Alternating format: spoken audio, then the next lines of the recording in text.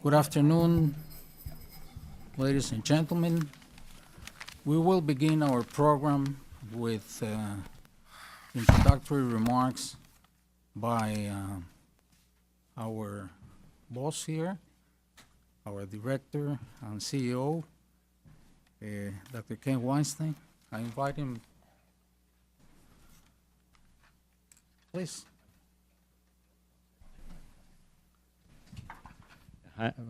Delighted to be here, delighted to welcome everyone to today's conference.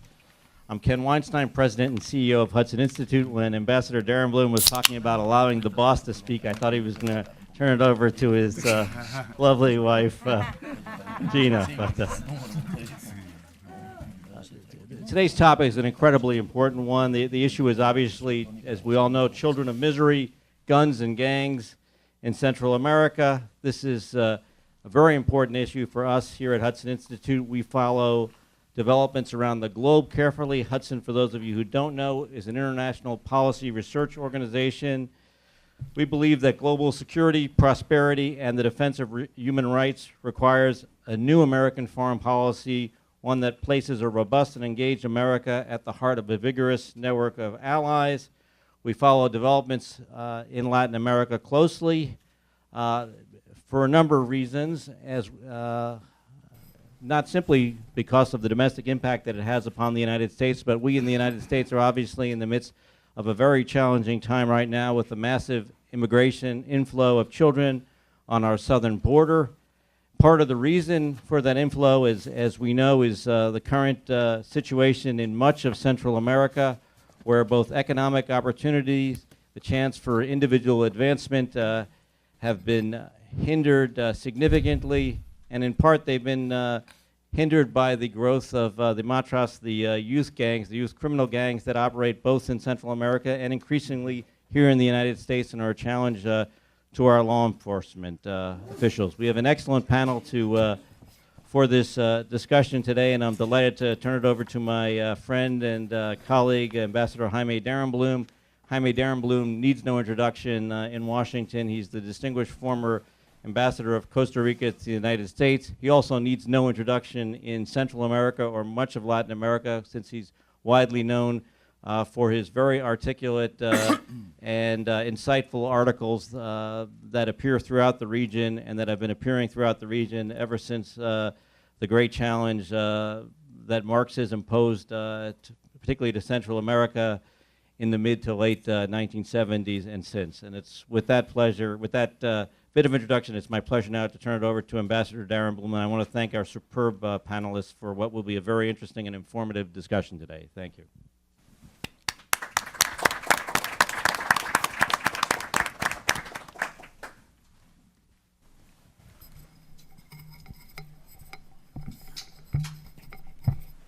I thank Dr. Weinstein for his very kind words. And there is an old saying to the effect that bad news make the best news. Unfortunately, in recent months, Central America has led with alarming news on children risking their lives attempting to cross alone by themselves the U.S. borders. According to a report written by Danielle Renwick of the Council on Foreign Relations, she says that an estimated 63,000 unaccompanied minors, most coming from Central America, crossed the United States southern border between October 1st, 2013 on July 31st, 2014. U.S. Customs and Border Protection has reported, and this spike, representing nearly twice the number of child migrants who came during the same period the previous year, has revived a rancorous national debate on immigration policy. Real critics of President Barack Obama's proposed immigration reforms and stretched social and legal services that receive the migrants. The phenomenon comes at a time when overall detentions of undocumented immigrants at the southern border are near historic lows.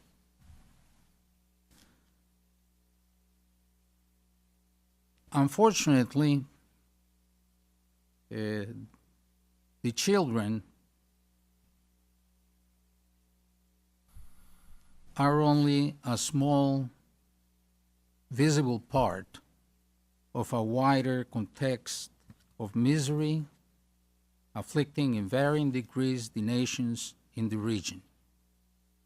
At the Hudson Institute, our Center of Latin American Studies wishes to contribute to the understanding of such critical realities. This conference responds to this urgent effort. We have invited some outstanding and amply known specialists to discuss critical aspects of societies in the Isthmus. Their bios appear in the program. We will hear their presentations and then we will proceed to questions. We will start with a keynote presentation by Armando González, the chief editor of La Nación in Costa Rica, and therefore my boss in the paper for which I write in my country. He is a graduate of Columbia University, and today he is a leading voice in the board of the Inter-American Press Society and other key hemispheric and international organizations as well. And without any further ado, I turn the microphone to Don Armando. Thank you very much. Good morning. Thank you very much for your interest in this very important issue to our countries and to our countries in the region, and I think also to the United States as well. When we speak of a major gang problem in Central America, we risk imprecision. There is a gang problem of that nature in the northern triangle of Central America, formed by Guatemala, El Salvador, and Honduras. Nothing of a similar nature exists in the south, Nicaragua, Costa Rica, and Panama.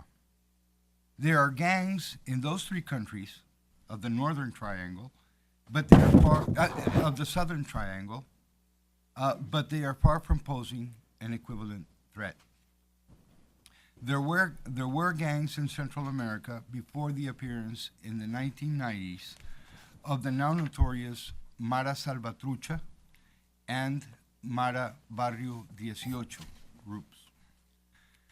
Those gangs, those early gangs before the 90s, were characterized by dispersion, low levels of violence, lack of institutionalization or unified leadership, weak codes of conduct, and a small number of members.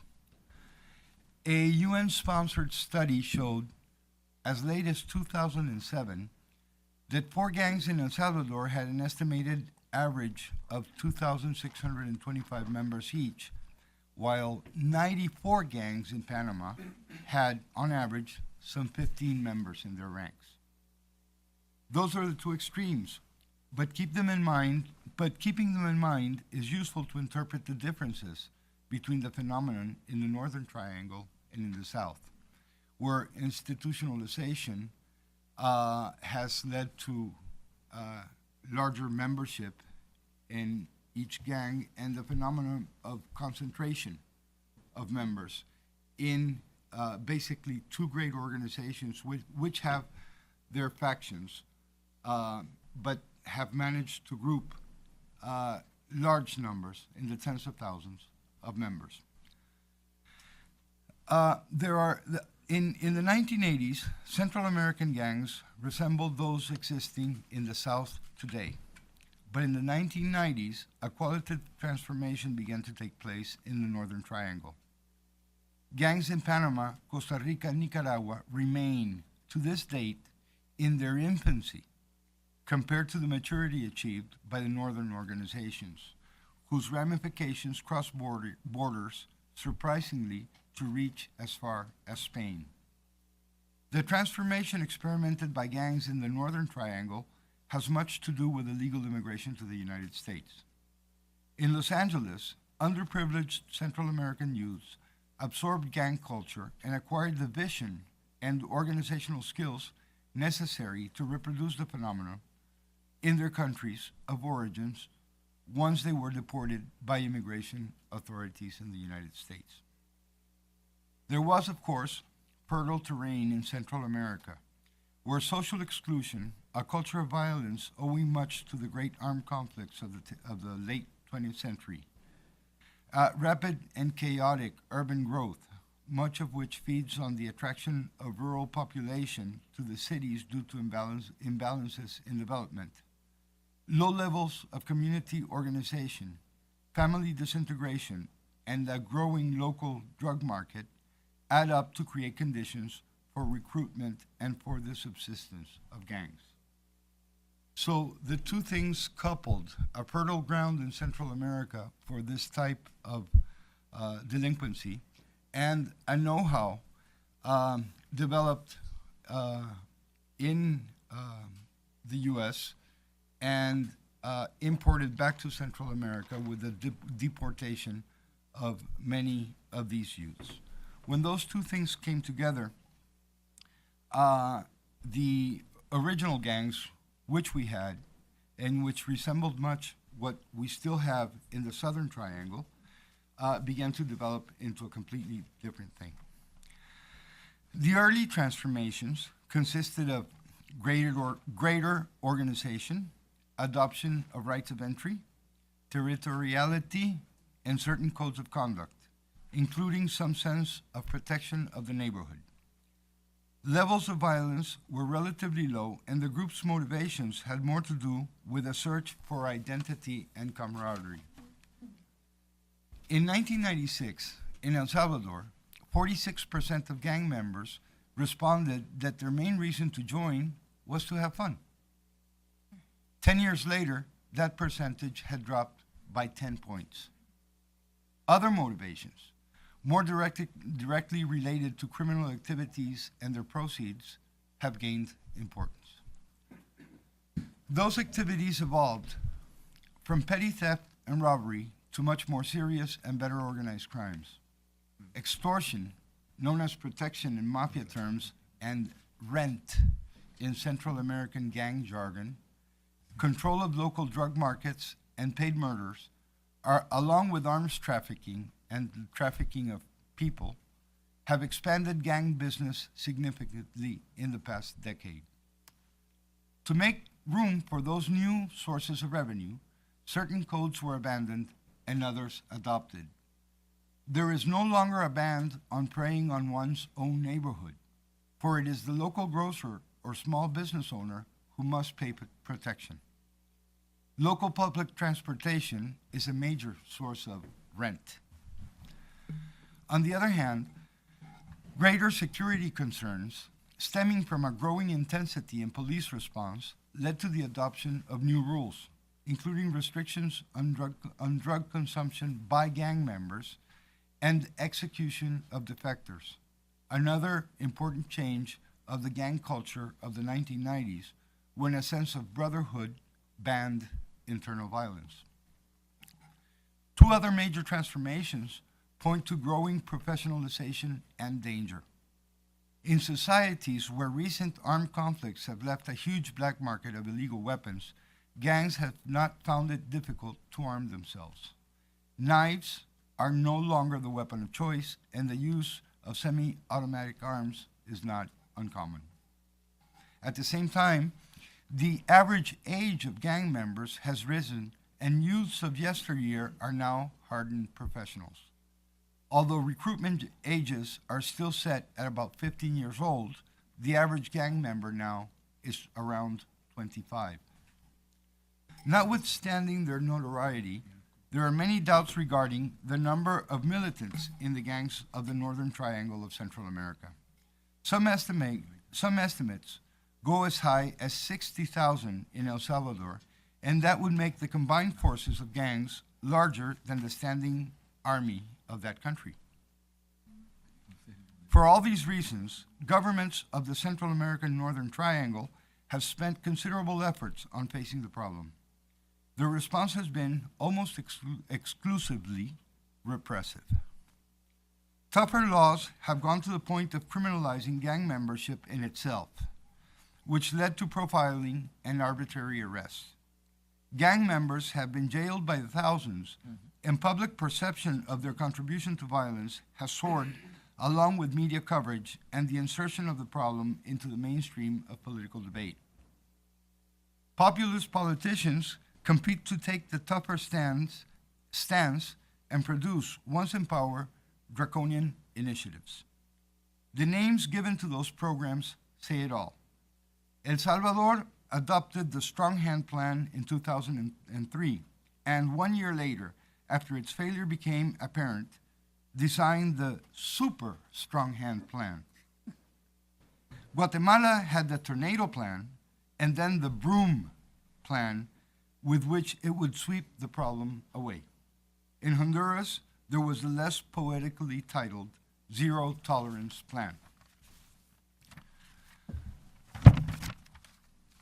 Along with the dramatic titles came some very real consequences. In jail, gang members grew closer, and their frequent encounter with the penitentiary system may have eroded its dissuasive capabilities. Younger members took the opportunity of incarceration to learn. It soon became obvious that police forces could not cope with the problem, and the armies were invited to help. In Central America, that decision has deep connotations.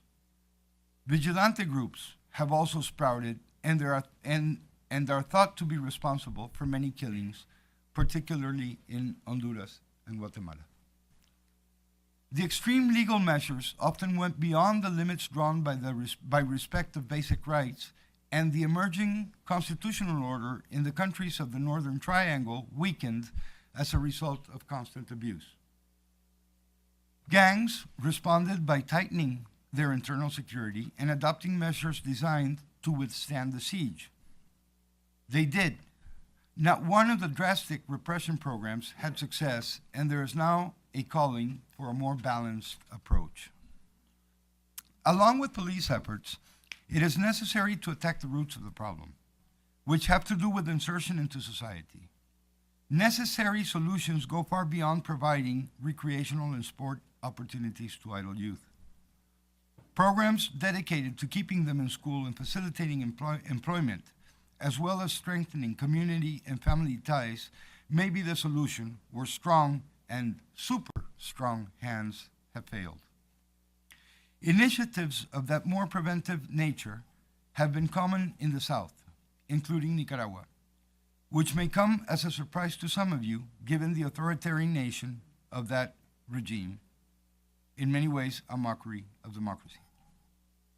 It turns out that Nicaragua has successful programs for the prevention of crime, and its police has a working youth affairs department. In contrast to strong-hand approaches, they have a plan titled Attention to Juvenile Delinquency. Panama and Costa Rica have similar programs. We may debate if those approaches have prevented gang culture from growing in the South, or if they are a luxury of countries where gang culture simply did not grow. However, there is little room to debate if the strong-hand approach has been successful.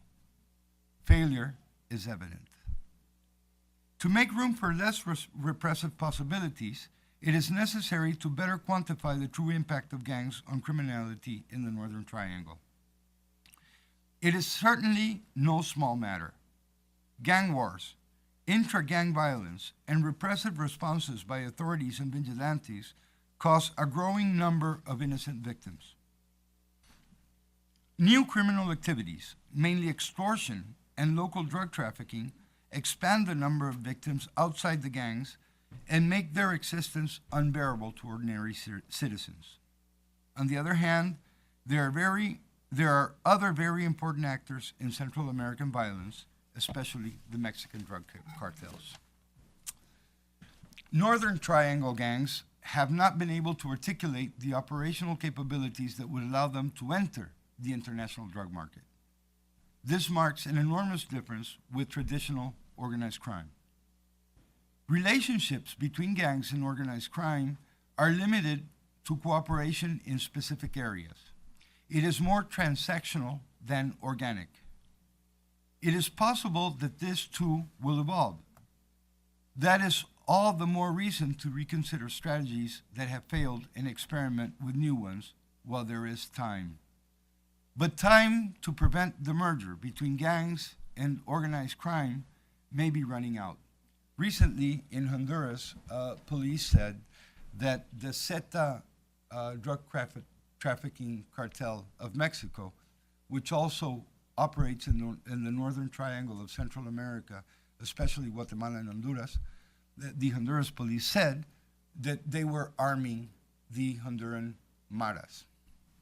So that is something to be very concerned about. I'm sorry about a certain degree of clumsiness in my expression in English. I don't get a chance to practice it often, so forgive me. You're doing very well. Thank you. But statistics make it impossible to, bad statistics make it impossible to ascertain how much of the violence in the Northern Triangle is due to gangs and how much of it has different sources. Arrest figures are not a good indicator because many gang members have been detained on charges of illicit association, resistance to arrest, and disorderly conduct. Although they are contrary to the law, especially the law written and interpreted in its most severe possibilities, those conducts are not in themselves violent. However, arrest statistics constructed in this fashion have been used by populist politicians to magnify alarm and justify draconian measures, which, again, have failed to produce the desired results. A better estimate of the dimensions of the problem is the dramatic decline in El Salvador's murder rate since the government helped broker a truce between the Mara Salvatrucha and the Mara Barrio 18 in March 2012. That year, the murder rate dropped from 69.2 per 100,000 to 41.2 and continued to fall to as low as 26 per 100,000 by some estimates. The arrangement, however, is not as favorable as it looks at first glance. First of all, negotiations included prison privileges for gang leaders who were at that moment detained. The truce is among the gangs, not with society, and delinquency continues. For that reason, the state attorney has called it hypocritical. The government denies having negotiated and says its role was only to facilitate a process begun by the church and by a former guerrilla leader who was close to the government at that moment, 2012. But the government has been careful not to admit having directly negotiated and has justified the privileges or the advantages suddenly bestowed upon the gang leaders in jail by saying that the law required them to move them to facilities which were a bit more open because they had been kept in maximum security far longer than the law allowed them to keep them. So that's how they have justified this negotiation, which they say was not a negotiation. The government only facilitated, and the truce was promoted by the church and by this former guerrilla leader. There is significant evidence that, in effect, the government did intervene. And, well, it did get these results. Murder rates dropped significantly, but, again, the truce was not with society. In February, the truce began to crack. War between two factions of the M18 group began to cause murders to rise again. Gang leaders held a press conference to deny the crack in the truce, but murder rates have been going up very quickly. On my way up here from Costa Rica, I had a stopover in El Salvador, and the flight attendants, when we were about to take off for Washington, gave out Salvadoran newspapers. One of them had the news that this last weekend there had been 25 murders. Two of them, in a country the size of El Salvador, that puts them back at the old murder rate, which is among the highest in the world. Honduras, by the way, is the highest in the world at 86.5 per 100,000. Okay? So the paper had said that last weekend, 25 murders had occurred. Two of them of bus drivers, which takes us back to the problem I was pointing out about the rent and the transportation being one of the primary victims of the whole rent racket, which is the protection racket. So that seems to be where we are right now after all of this happening. The new president of El Salvador, Sanchez Seren, has said that his government will implement what he calls the intelligent hand, vis-a-vis the strong hands of the past. In Guatemala, there has been some contradiction. The president has said that he doesn't discard the possibility of negotiating or talking to the gangs. His minister of Justice visited El Salvador to see what the experience had been there and said something to the same effect.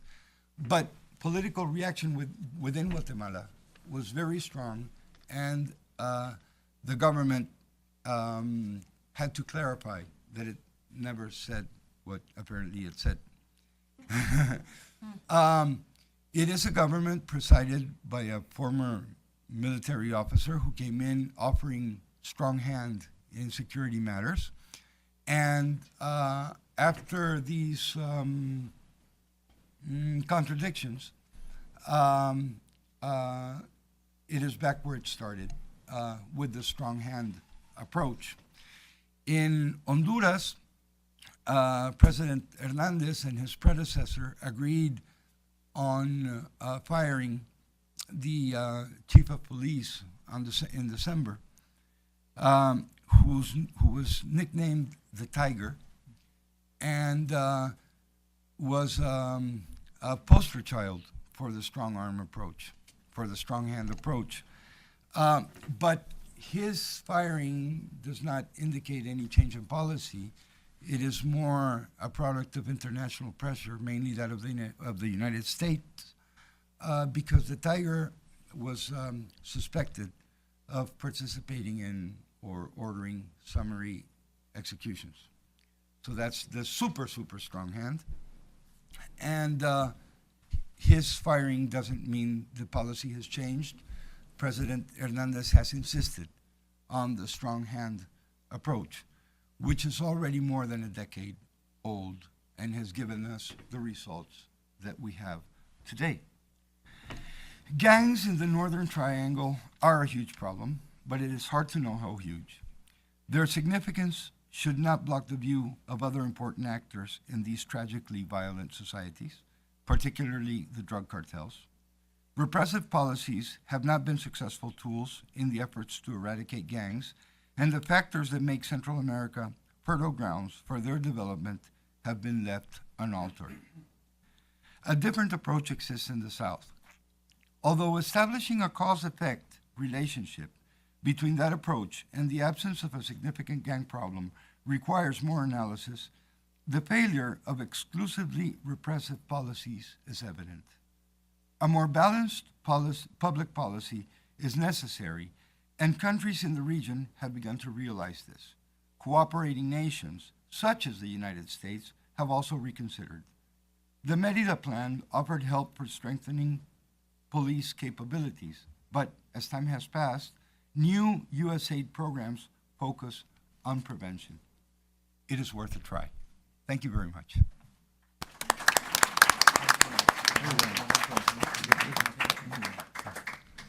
Thank you, Armando. That was a very enlightening presentation. Now we have our good and old friend, Evan Ellis, who is a professor of Latin American Studies at the U.S. Army War College Strategic Studies Institute. I doubt there is anybody, and I would challenge that, with the knowledge of the economies of the Western Hemisphere, and then the links with some countries that are gaining momentum in the papers, China, Iran, India, Russia, etc. He has published more than 70 works and has presented his research in more than 25 countries. Let's welcome Dr. Ellis.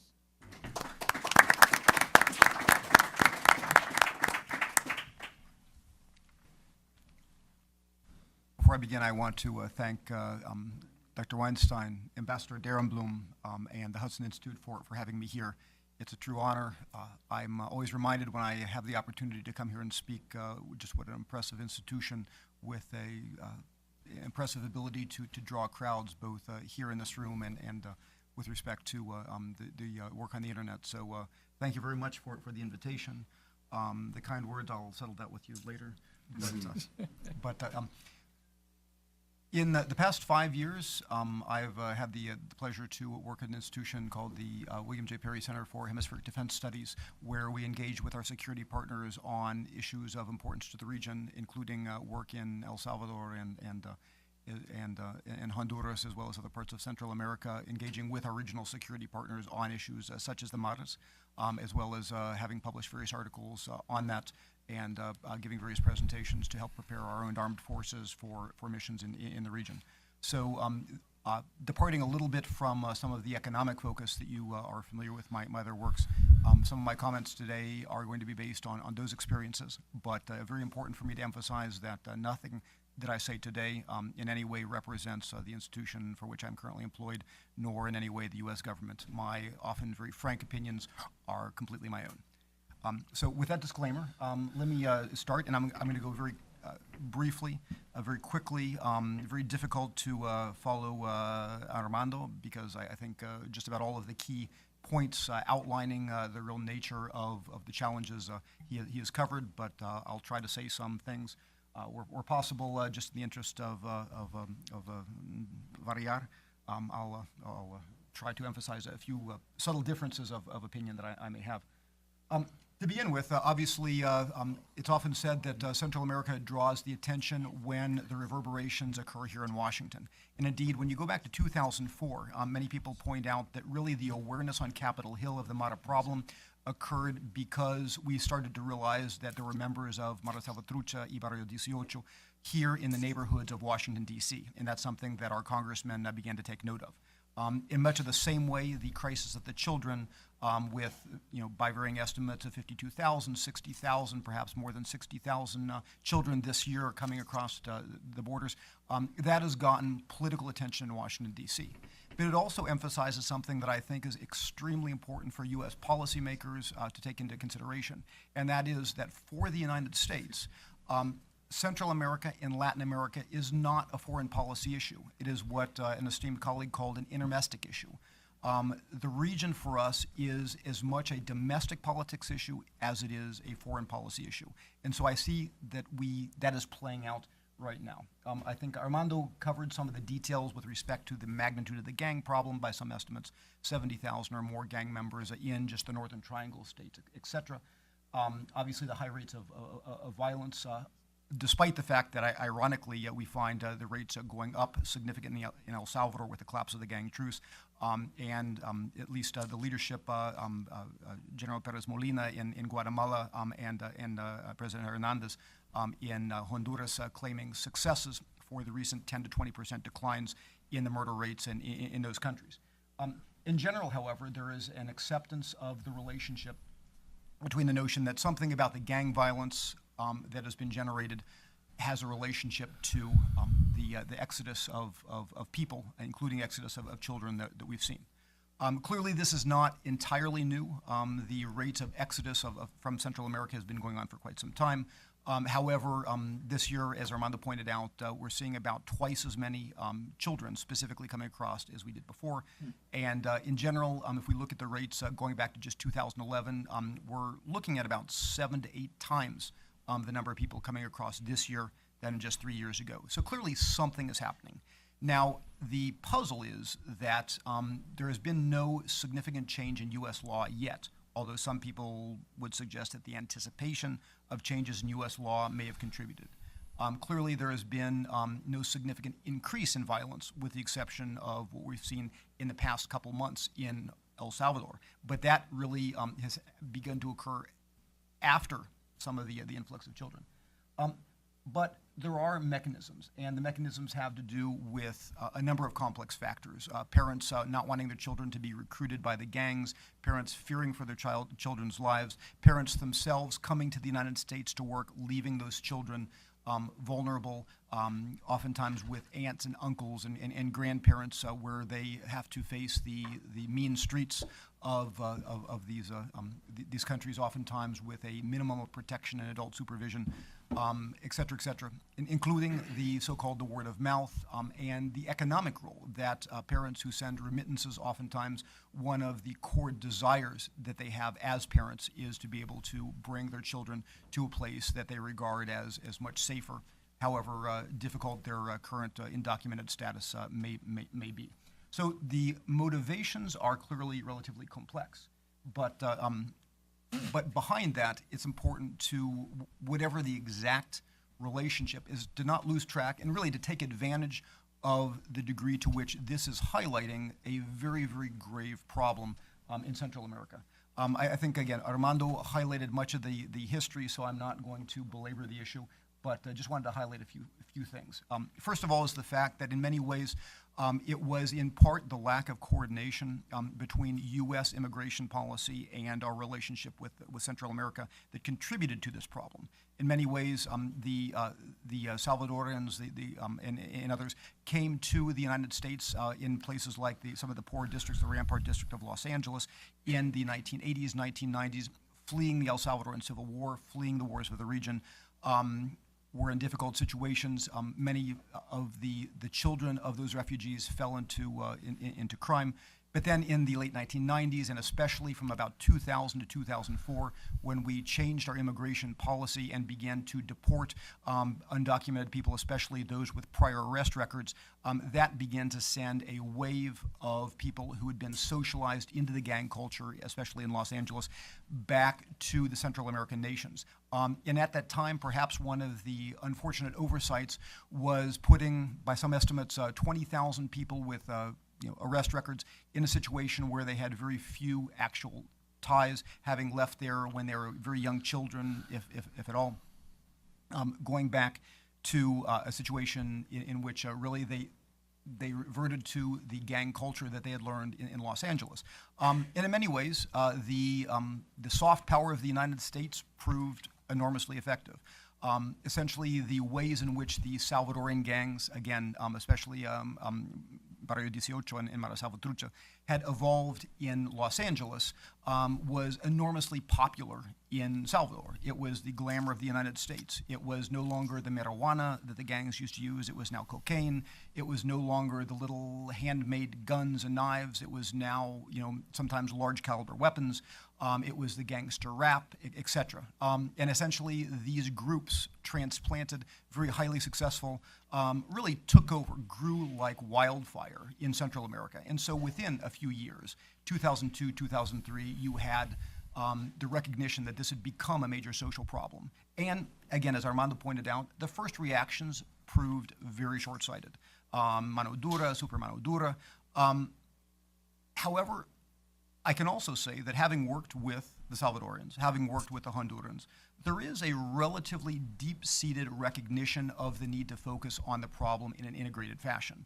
One of the problems is that there's just no money to do that but talk to virtually any civil administrator, politician, police official, military official in the nations of the Northern Triangle, and you will get a surprisingly detailed understanding, nuance of the difficult problems. And one of the things I wanted to really highlight with respect to those problems is the way in which they are interrelated. And so, this is not meant to scare anybody, but let me just illustrate a few points here. Let me see if this actually, if we got a laser pointer. When we say, okay, and I'm not going to go through the whole diagram, but when we talk about crime and violence, and forgive me, it's in Spanish. I was too lazy this morning to actually translate it back. But you can say to much extent, it's the dangerous streets of Central America is one of the factors that lead the at-risk youth to join the criminal gangs. And yet it's those youth, the cliques, who need to sustain themselves through extortion, robbery, petty theft, etc., that contribute to, not completely, but contribute to the crime and violence. In the same sense, that crime and violence leads to the breakdown of families and oftentimes leads to this wave of immigration. And yet, ironically, it's the wave of immigration, the fathers and often later the mothers and often later other family members coming to the United States, leaving the youth in the hands of los tías, las tías, los abuelos, o sea, leaving the youth at risk that farther break down family integrity, that contributes even more to the at-risk youth. And indeed, of course, the crime and violence, by some estimates, almost 80% of all small businesses, the core of the economic machinery in these countries, are subject to extortion, particularly the transportation system. Difficult to find a small bus operator who's not being extorted in El Salvador or elsewhere. And so there's the destruction of economic opportunity, which farther contributes to immigration, which farther contributes to youth fleeing the country. Even the wave of immigration itself, when you take a look at, for example, evidence that groups such as Mara Salvatrucha are operating now in southern Mexico and Chiapas and other places, you find that even those waves of immigrants, because what do immigrants typically do? They oftentimes carry cash with them. They often carry valuable belongings with them. They are in a highly at-risk situation when they're in transit from Central America through Mexico, et cetera. And so both the pay to the coyotes to take them and becoming easy prey for those who would rob and otherwise extort them farther feeds into the dynamic. And again, I think I've made the point, but this is a very, very pernicious, difficult to break cycle. Going a little bit farther also, we have to recognize that there are other contributing factors. One obviously is the role that the emergence of Central American land routes for narco-trafficking have played. And this is not just the commonly known big Mexican gangs, Sinaloa Cartel, Caballeros Templares, Los Zetas, etc. Oftentimes it's overlooked that regional and national homegrown groups. So, for example, in El Salvador, you've got groups like the Texas Cartel, Los Perrones. In other countries, you've got Los Quicheros, the Lorenzana family, etc. In many cases, the drugs flowing through create opportunities for the maras, oftentimes less well organized, to act as either basically hired muscle, sometimes assassins, sometimes carriers of the drugs, traffic which are referred to as mulas, and oftentimes actually distributing and getting the compensation from the drugs from the local market, which has actually contributed to an often overlooked increasing local drug consumption problem in Central America, contributing to the already difficult situation. The other situation is also to recognize that the judicial system is overwhelmed. And so when we come back to Armando's very good point, what really was the problem with mano dura? Without oversimplifying it, some of the problems with mano dura had to do with the fact that this was a quick solution imposed with a lack of resources without coordinating all aspects of the problem. And so you start arresting anybody with tattoos, and The first problem is that nobody is going to testify against them because the people in the neighborhoods where they live are intimidated by the gangs who control the neighborhoods. If they arrest them, oftentimes the police were under capacity. The police did not have the technical means to make the cases stick.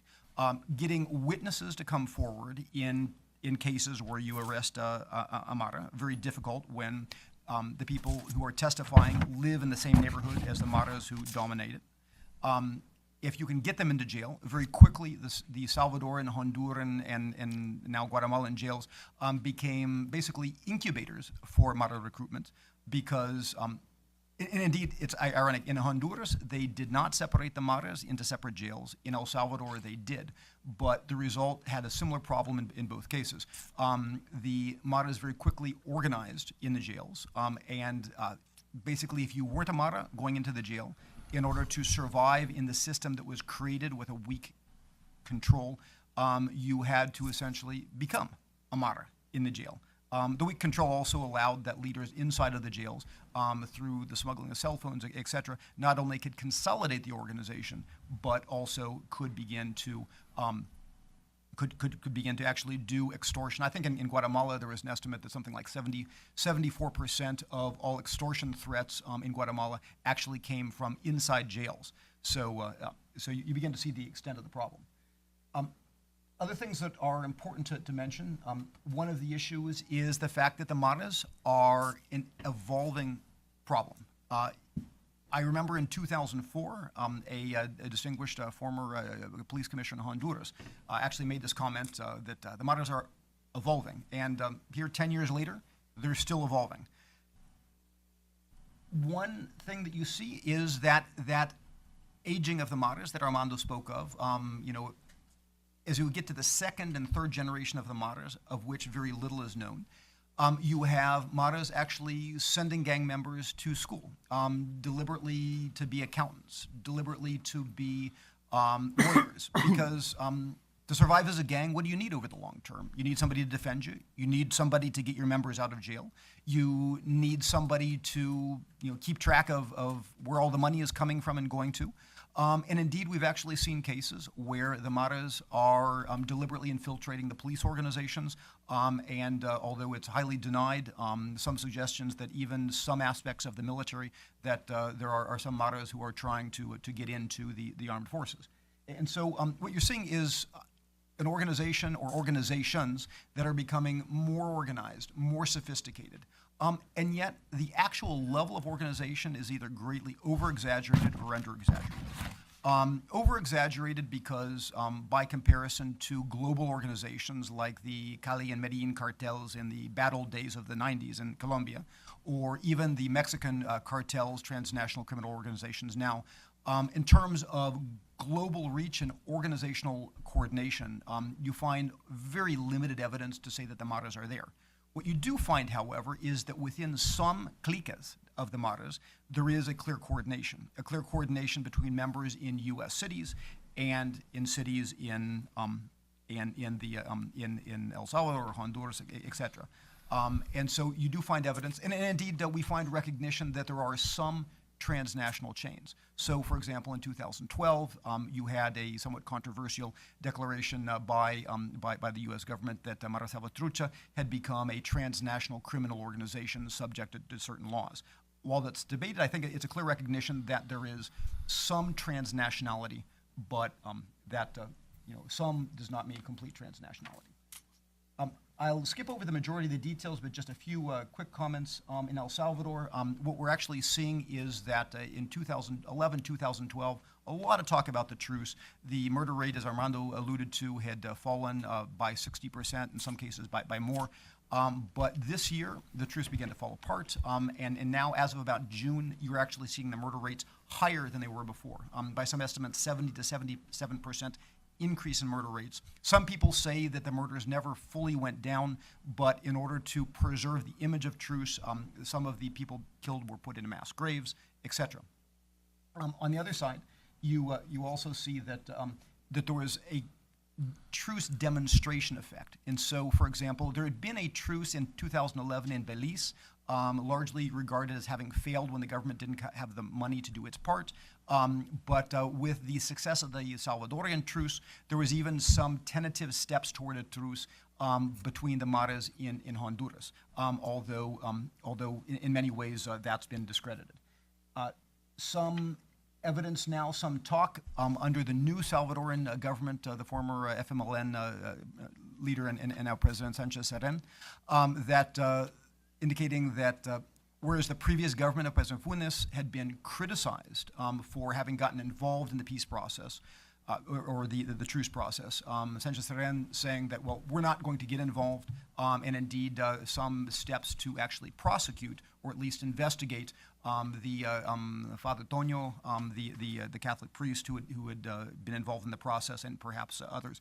So a clear indication that at least this Salvadoran government is going to stay away from the truce process. But then again, the previous Salvadoran government also said that officially it wasn't involved. So stay tuned on that. In the interest of time, I'll skip over the details on Guatemala, but just suffice it to say that many of the same dynamics are at play, some of the same challenges with prison overcrowding, some of the same difficulties with extortion, some of the same difficulties with high-level corruptions, and also some of the same links not only with the Mexican cartels, but also with some of the what we call the transportistas, or some of the criminal families. Again, in the Guatemalan case, it's not the Perones or the Texas cartel, but here it's a Leon family, Lorenzana family, Mendoza family, etc. Similar thing in Honduras. Again, you find the elements, the transportistas, you find the same elements with police overcrowding. Some differences in Honduras, again, there is not the separation of the prisons, that the groups in the prisons that you saw, but clearly some complications. And perhaps even more concerns in Honduras and elsewhere with police corruption, although, of course, the U.S. working very hard right now, trying through technical means and others to try to address that through programs, including programs that are associated with Plan Merida. Okay, well, that's the quick overview, but I'll be very happy in the interest of the time of the other speakers to entertain more questions on that when we get to the Q&A period. Thank you very much for your time, and that's my story.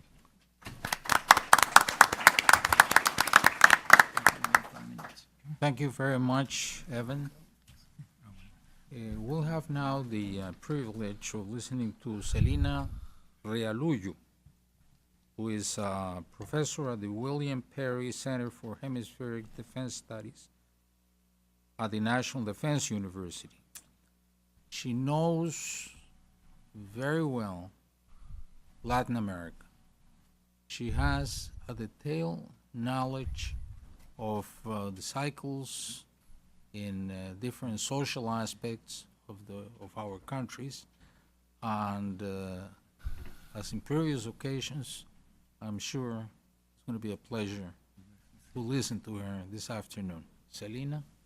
Thank you very much. It's wonderful to be back here at Hudson one more time. Thank you very much, Ambassador Daremblum. And what I'm going to try to do today is we've actually had a great layout of what the threat is, and then more importantly, what's happening, particularly in Central America. What I was asked to do by Ambassador Daremblum was talk about the national security implications here in the United States, and more importantly, how these problems that might be what we call an away game are actually have a lot to do with our society and our security here in the United States. So I spent the last couple of years now actually teaching and taking a look at a concept called the convergence of illicit networks. And we say illicit networks include terrorist groups, criminal groups, gangs, and facilitators. And what we're seeing is although these illicit activities, whether it's drug trafficking, contraband, prostitution, human trafficking, have been with us since basically the ages of the Greeks and Romans, what we're seeing with globalization is actually a velocity and a magnitude on a scale that we have never been actually prepared for. And if we think about the actual missions of every government, including the US, as well as our partners throughout the hemisphere, the government is actually responsible for providing security for its population, its territory, and sovereignty, promoting economic opportunity or prosperity. The third one is a sense of society, that I belong in terms of an affiliation to my country, to my community, to my religion, or my ethnicity. Then lastly, governance, that the government actually respects and reflects the will of the people. What we're seeing is that all of these illicit activities with globalization is actually threatening the ability of nations big and small to actually provide these four basic tenets or kind of missions or contracts that governments have with their constituents. Even here in the U.S., people actually argue that we're challenged in terms of providing all four of those kind of missions. What we're seeing then, too, is this idea of convergence. Before, we classically thought about terrorists who have political ambitions to actually overthrow states and put themselves in places. A good example in the region has always been the FARC in Colombia, right? The narco-insurgency. Or criminal groups, which are kind of associated with the Mexican cartels. But what we're seeing is as they are actually taking advantage of illicit activities to either dominate resources, dominate territory, or secure financing, we're seeing the role of something called facilitators. And these are these people who kind of operate in this gray area where they provide services to terrorist groups and criminal groups. And we're seeing this particularly now in the news. It's a very uncertain time that we live in on the eve of 9/11 here today, where we've seen this convergence of terror crime networks around the world. We're now in the 13th year almost of our engagement in Afghanistan, where you've actually seen a very interesting convergence of the Taliban, Al-Qaeda, and something called the Haqqani network, where they actually take advantage of a narco economy that's providing heroin and opium around the world to fuel their political aspirations. Next door, and not too far away in the same region of that part of the world, it's front and center. Tonight, the president will give a speech at 9 o'clock in terms of how to actually deal with ISIS. By the way, ISIS stands for the Islamic State in Iraq and Syria, but they've actually rebranded themselves because they have greater aspirations. They're now called the Islamic State.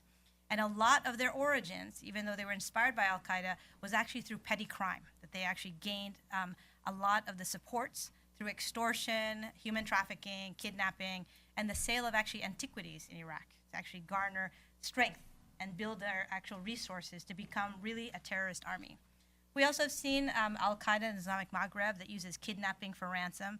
And sadly, we saw in the case of the two journalists who were beheaded, people actually are arguing that perhaps they were actually sold to terrorists in order to actually kidnap for ransom, but among these types of groups.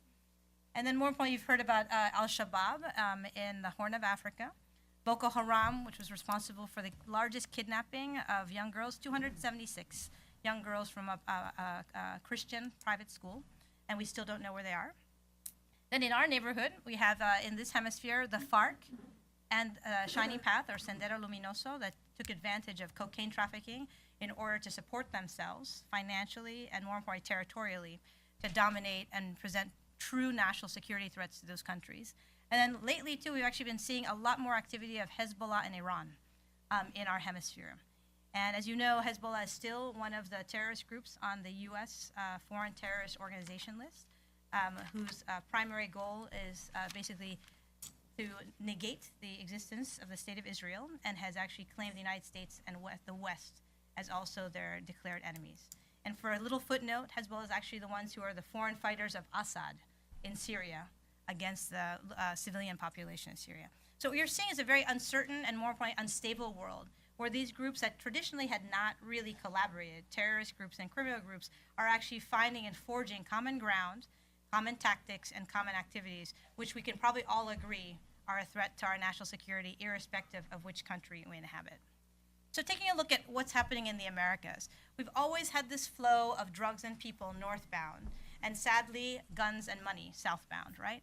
And actually, the United States is the #1 country for money laundering, and a lot of it has to do with confidence in our economy, even though a lot of Americans are not in agreement about that, and also the fact that we dominate the US dollar.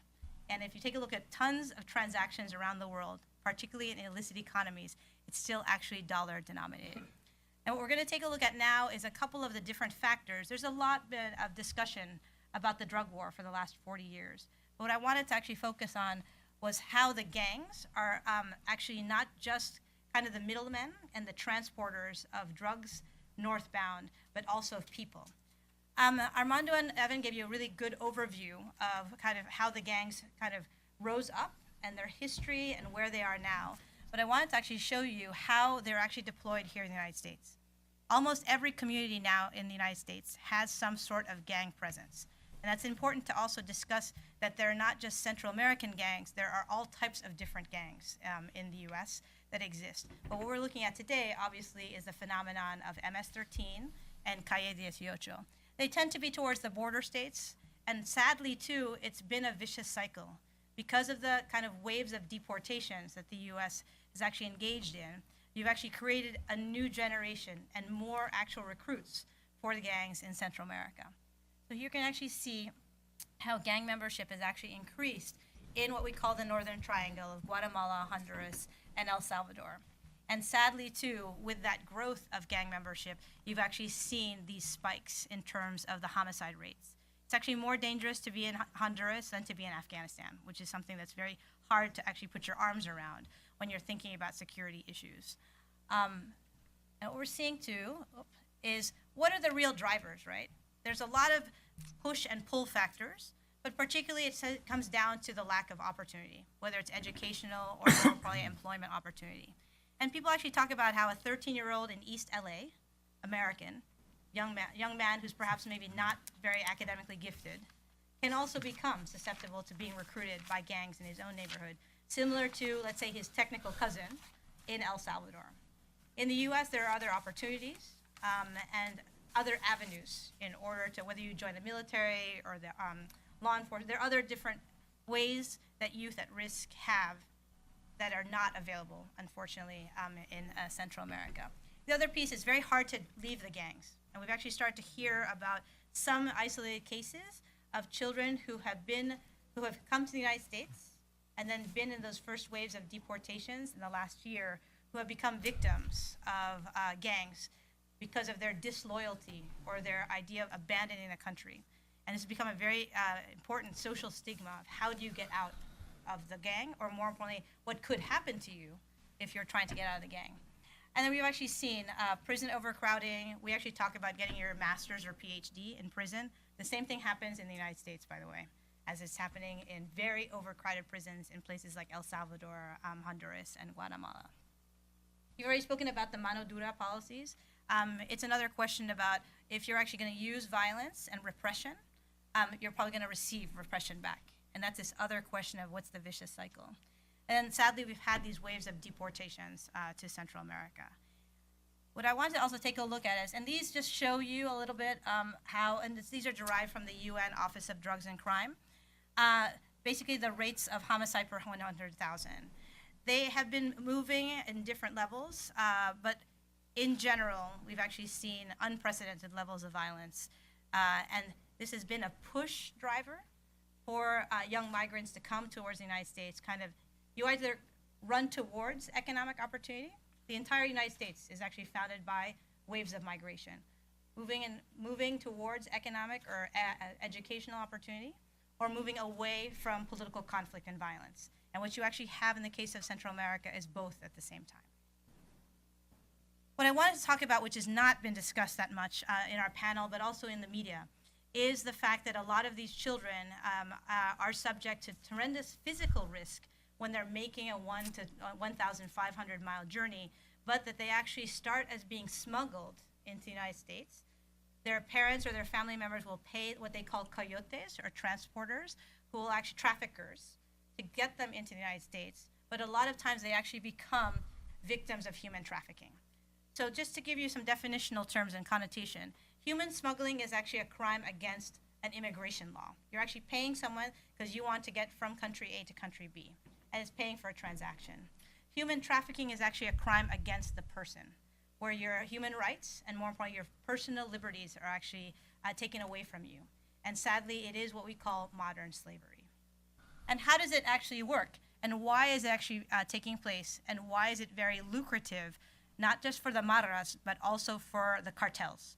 Because A, they talk about human trafficking or victims of human trafficking as a renewable resource. It's actually less risky to traffic actual people as opposed to trafficking cocaine. The laws have not been updated to penalize people who are actually alien smugglers or traffickers at the same level you're actually trafficking kilos of cocaine. And sadly, too, we've actually seen a lot of it's for prostitution and sex trafficking, but we've also seen in terms of forced labor. And it happens around the world. And by the way, it's the second most lucrative crime, according to the United Nations, after drug trafficking. So think about that. There's actually a market for this type of forced labor.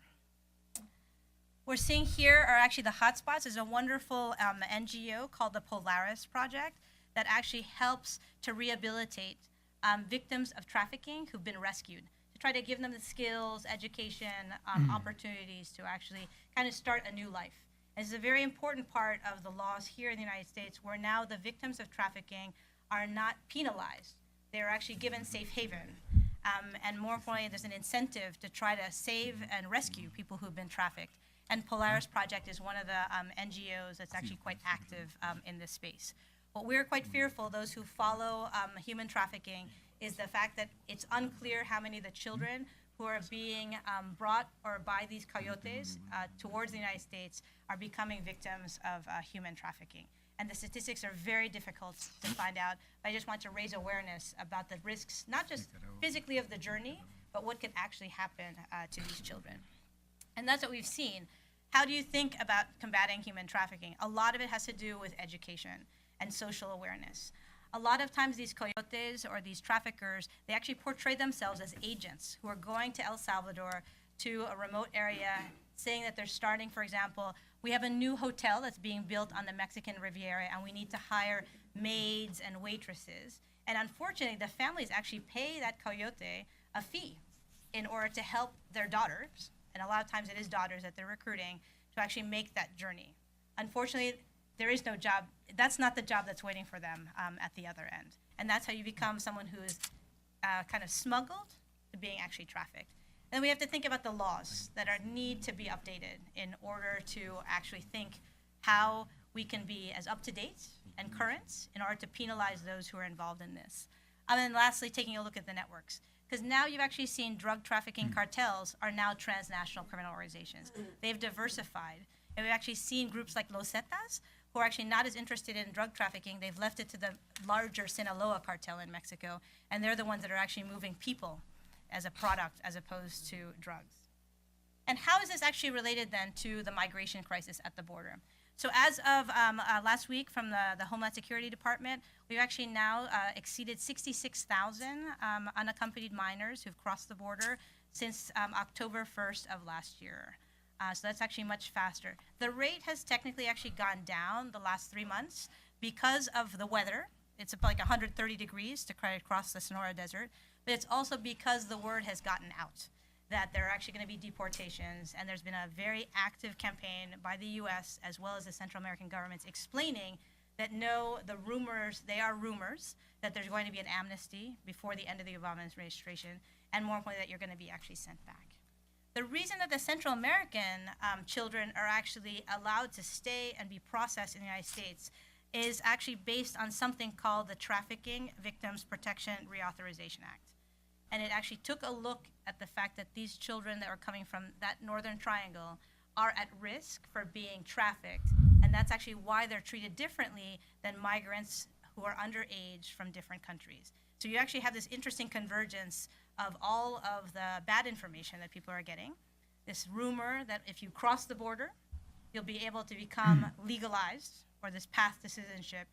And sadly, the coyotes are using very sophisticated social media and campaigns and recruiting in order to get the fees for being able to transport people's children towards the United States. And these are just to show you kind of where a lot of the crossings are. Most of them are taking place in towards the Rio Grande, that part. And this is where the national security implications come in that Jaime asked me to speak about. The Border Patrol is overwhelmed, and you've seen this in the news, processing literally tens of thousands of children. What those of us who are in the national security sphere are quite worried about is that you have a lot of space that is actually not being monitored.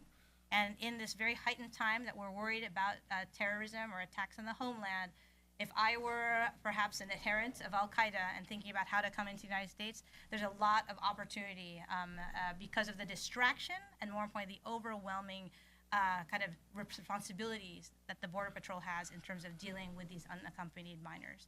By the way, too, a lot of these facilities were not meant to be dealing with children who are underage. And we've seen the private sector and charitable organizations spend a lot of time and energy trying to help to assist a lot of the relocation of these 60,000 plus children. So what are we doing in the United States in terms of trying to deal with this phenomenon, which is transnational organized crime. The Obama administration issued a national security strategy to combat transnational organized crime in July of 2011, looking at how we, as a destination or a consumer country, have to change how we are looking at crime. But more importantly, trying to help other countries help themselves through a lot of intelligence sharing, capacity building, and trying to refine the way that we're actually attacking these networks of transnational criminal organizations. And then more importantly, specifically for Central America, the State Department administers something called the Central American Regional Security Initiative. In the US government, we always have to have acronyms, so that its nickname is CARSI.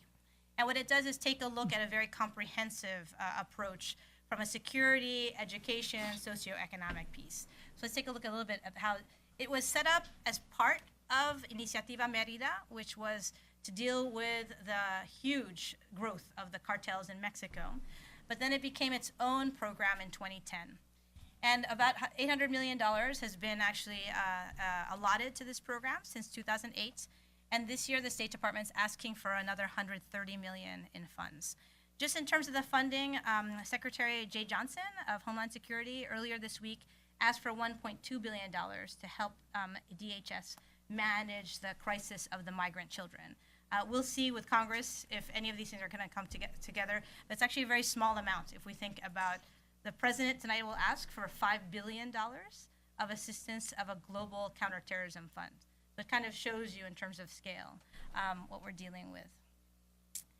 And then more importantly, just to finish up, I think let's take a look at these last 5 CARSI goals. First, taking a look at citizen security. Then more importantly, thinking about how to physically interdict a lot of these crimes that are taking place, because a lot of these groups really cross borders and more importantly have these different connections. But sadly, as countries, we are kind of bound by our own sovereignty and our own ability to work within our borders. How do we actually forge alliances where we can actually look at the problem as a multinational approach, and how do we actually dedicate resources that way? And then the bigger thing is taking a look and seeing how the different instruments beyond law enforcement and military can be used to actually change the societal attitudes towards the gangs, and then more importantly, create socioeconomic opportunities to do that. And that's actually, just to finish up, what we've seen is in certain parts of Central America, as well as in Mexico, by the way, that the private sector realize that it's an issue of national security and viability to themselves, that they need to actually think about how to engage the community and play a role to create economic and educational opportunities for the next generation, to attract them, because they know that they're going to need a workforce in order to maintain their businesses. So how do we think of keeping Central American youth that's at risk in their countries to actually help build the economies of their countries of origin in the instance. Just to give you a little bit of the math about push and pull, about 17.5% of the GDP of El Salvador and Honduras comes from remittances, the majority of which come from overseas foreign workers, but technically they're not overseas, they're here in the United States. That's a significant amount of the economy, and we talk about brain drain. And the First Lady of Honduras spoke about how this migration crisis is actually a crisis that they'll lose a generation. So I just wanted to kind of highlight a couple of the things that we're doing in terms of trying to respond to this issue, but more importantly, why it's of interest to the U.S. national security establishment, that these problems that may seem far away have direct implications on the streets of the United States. Thanks.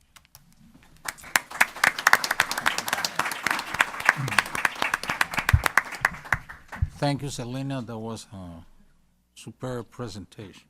I thank you for that. We'll now hear Ambassador Bosco Matamoros. Bosco is considered the dean of Nicaraguan diplomacy. He has represented his country everywhere. When you talk to him, he has answers to so many things that we don't know about Nicaragua and the links with the rest of Central America. So it's with great pleasure that we welcome Ambassador Matamoros.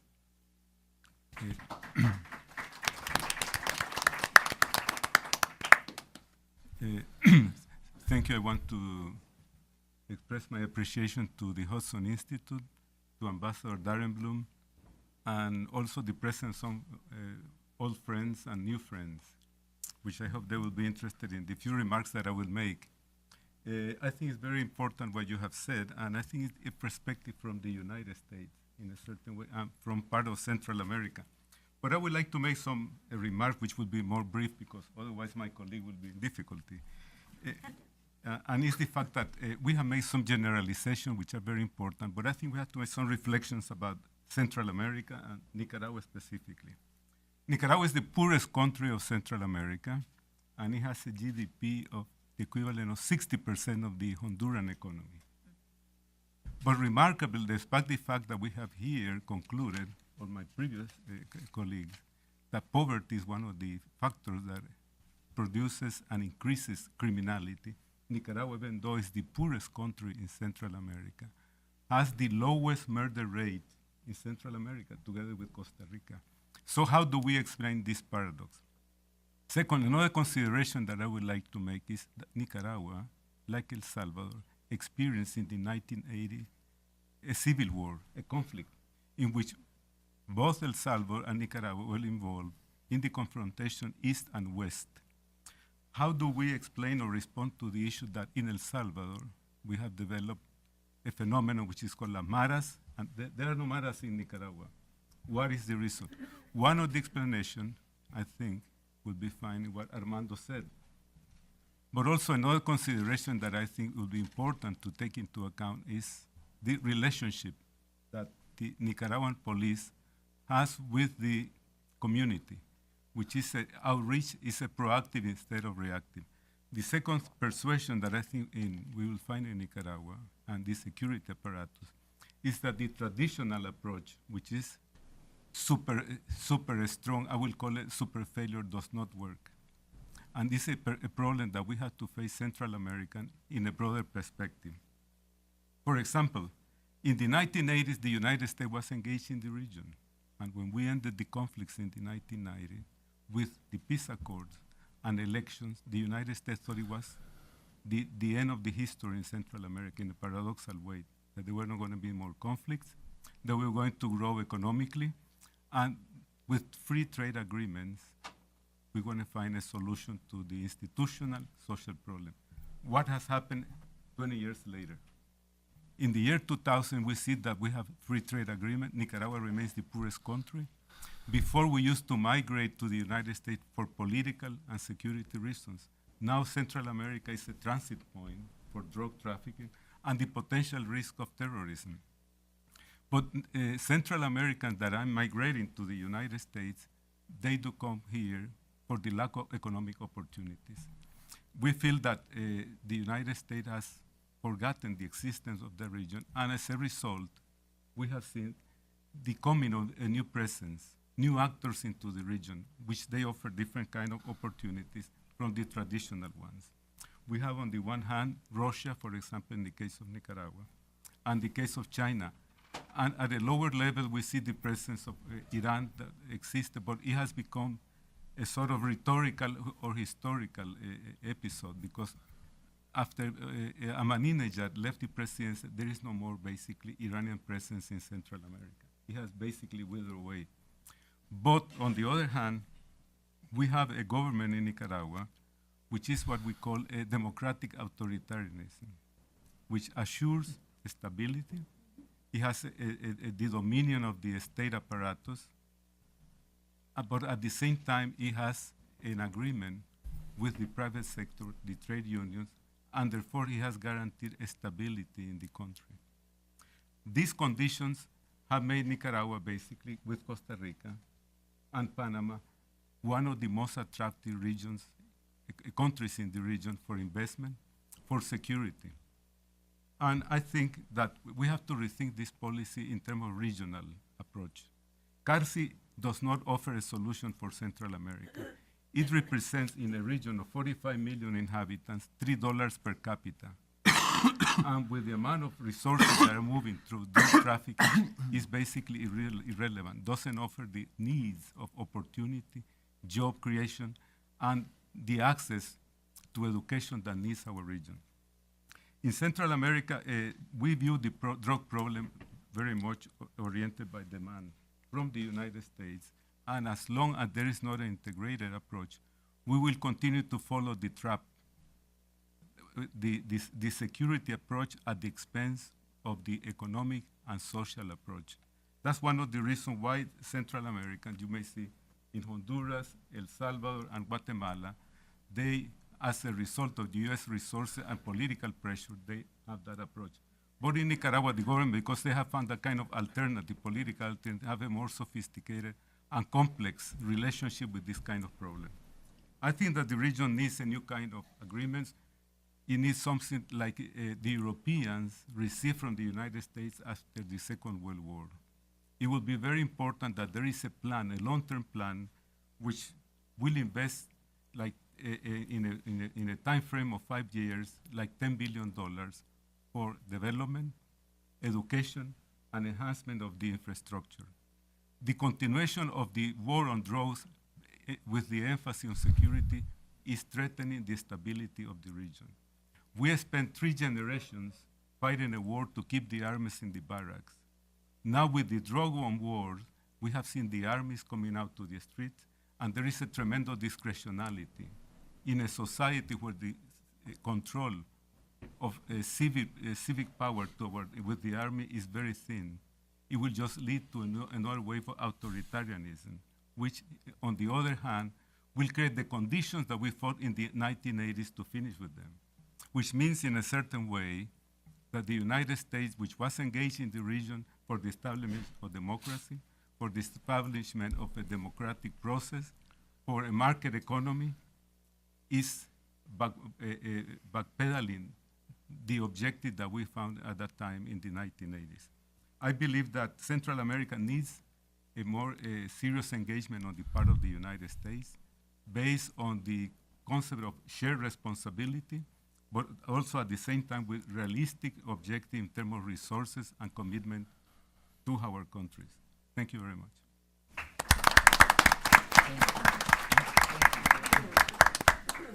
Thank you, Bosco. That was very, very enlightening. Now, we will end the presentations with a presentation of Antonio Jose de la Cruz, an old friend of ours, and he's Venezuelan, but he's also, to some extent, Costa Rican. And there is a reason for that, personally. His wife, Roxanne, who is here,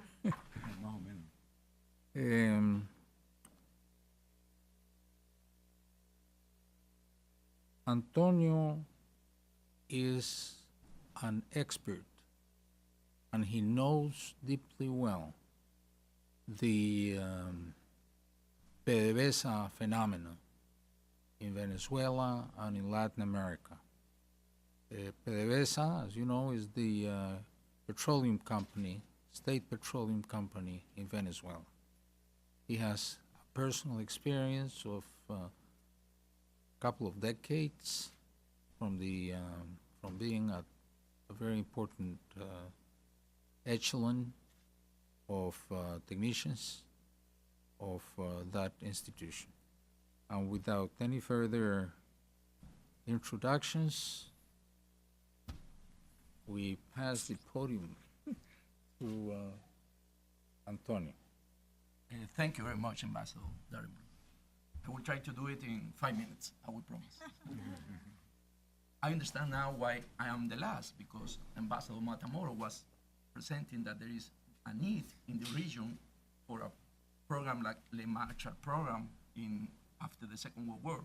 So PetroCaribe is a program presented by Venezuela to the Caribbean countries, okay, to help back them provide credit financing for recipient states to purchase Venezuelan crude oil and products, okay, which allow flexible terms to satisfy upfront payment and finance their loans, which vary to reflect domestic budgetary constraint.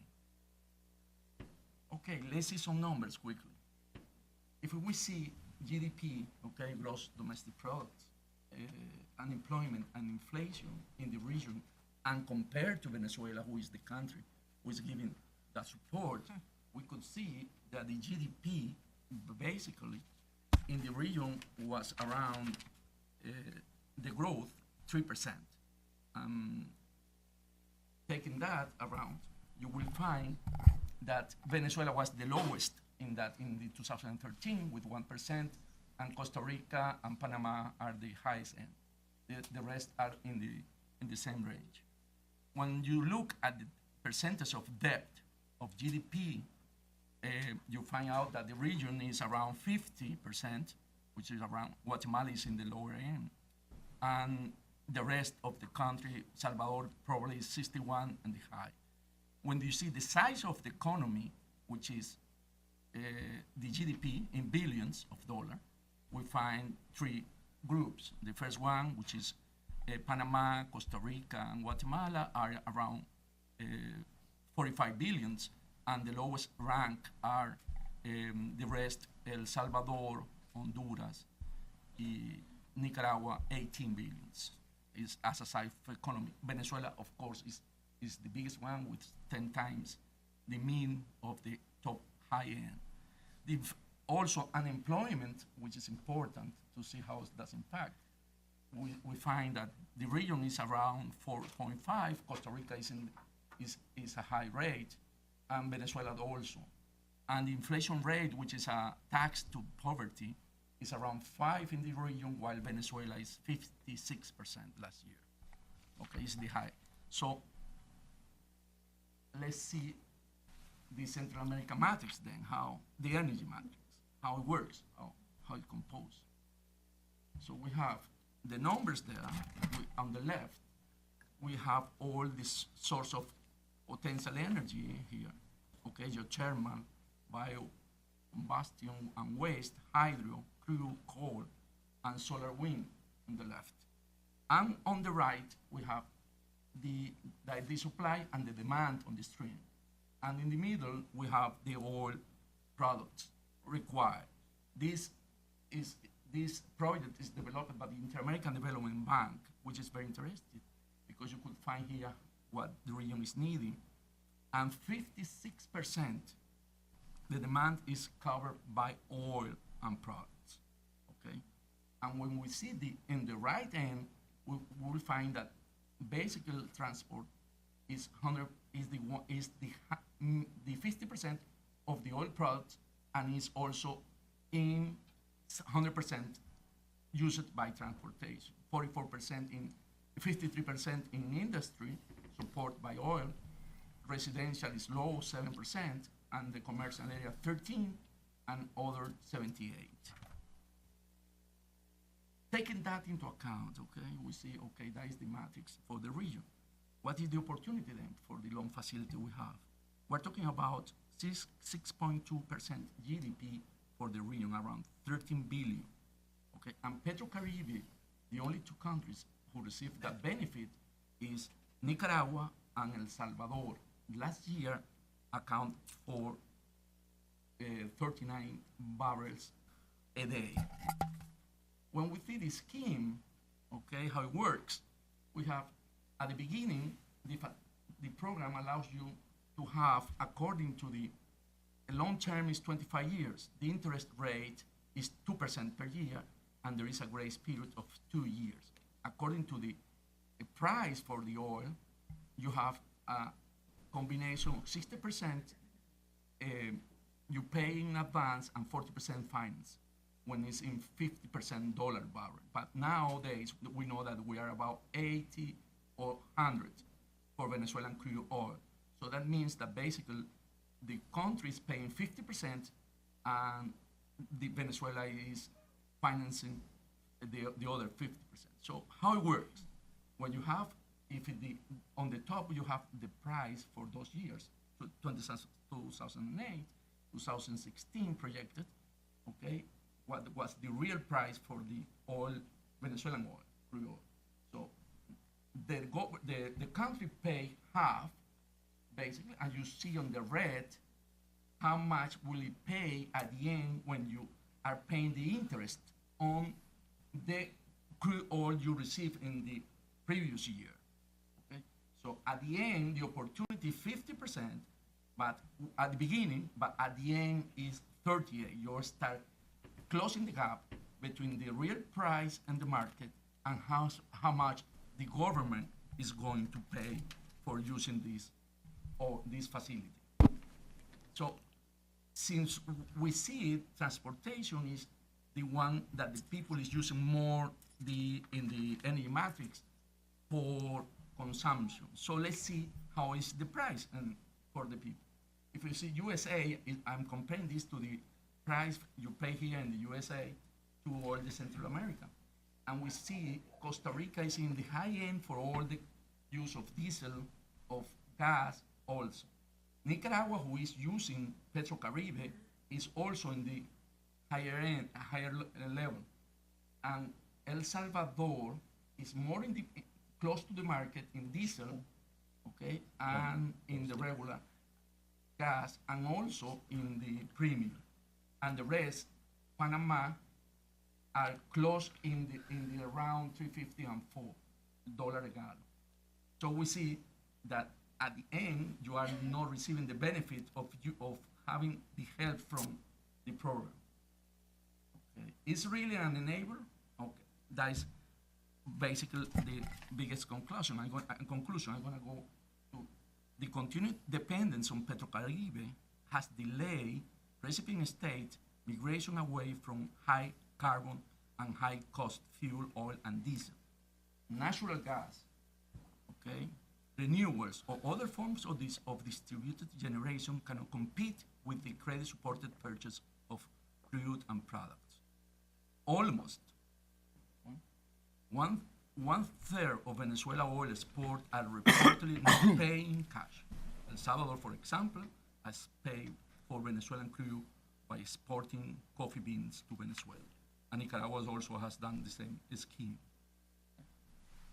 Petrocaribe has proven to be a diplomatic success for Venezuela, using the soft power to earn the political loyalty of many member countries in international and regional forums, with emphasis on the Organization of American States.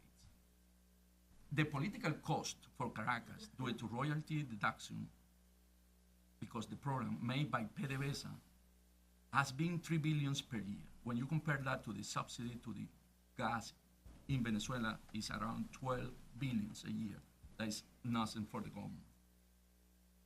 Petrocaribe has made the recipient state dependent on Venezuela oil and products and their future into continuous debt, because it's 25 years, but it's continuing each year, so it's an endless debt. Hence, Petrocaribe is not an enabler to the prosperity of the region. And at the end, there is no such a thing as a free lunch. Thank you.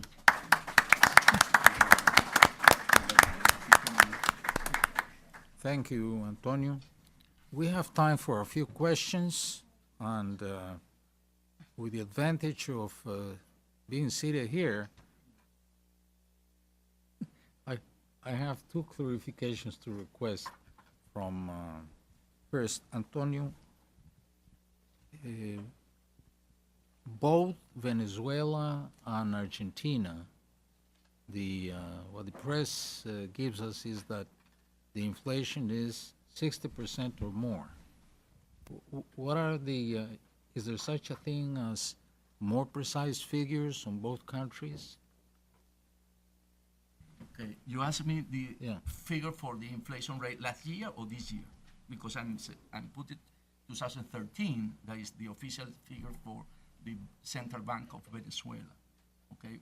But what happened is, since they have a control on the money supply, I mean US dollar, so they can control also the inflation, because they don't represent the real terms of all the prices index. So that is actually, when you look some studies done by Professor Henkel, they say that actually in Venezuela the inflation is around 200, 180, okay, percent. And I have a small question for Ambassador Bosco.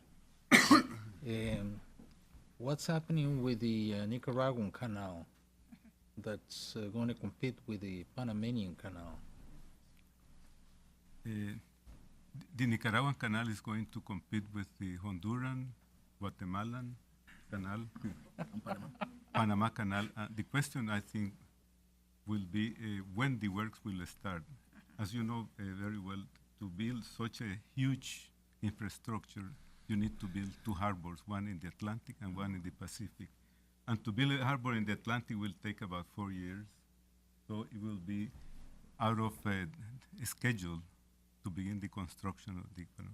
I think that it's a very complex decision from an economic perspective, from a political perspective, and I think in the region, my friend from Costa Rica will ask himself the same question. Everyone is wondering, not the possibility or the ecological impact, but where the United States stands regarding this possibility.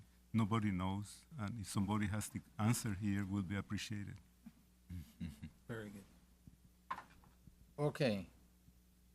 All the questions are coming mostly from this side. Let me begin with the gentleman. Yes, in the my name maroon. is my name is Peter Jesser Smith. I'm a reporter with the National Catholic Register, and one of the questions that I had was, what is the role of the Catholic Church in fighting this problem and providing answers? I've heard from some people that the response has been mixed. I've heard some pastors say their bishops had provided them no support, and I've heard other people say there was great leadership with the truce arrangement, particularly with the military archbishop, which was kind of ironic. But then there's Father Antonio Rodriguez, who's just been arrested. So what is the role of the church here, and what are some of the issues involved? How can it be a better presence? Okay. Understand? The role of the church was central to the negotiation of the truce in El Salvador.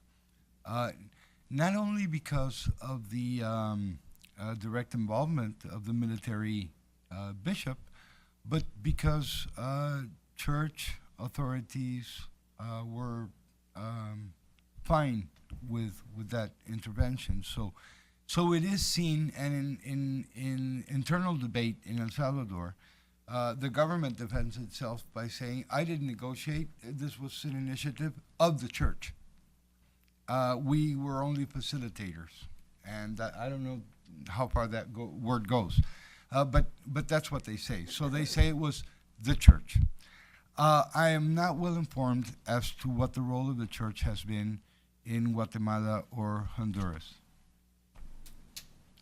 I mean, here I think, again, you have an issue of institutions versus individuals. To the best of my knowledge, the church, the Catholic Church, has not taken an official position, but what you have is a matter of individuals and individuals with certain authority. So, for example, you have this matter of Bishop Colindres, who has played and may play some future role under the current government. You alluded to Antonio Rodriguez, the father who was somewhat of an intermediator and obviously other roles.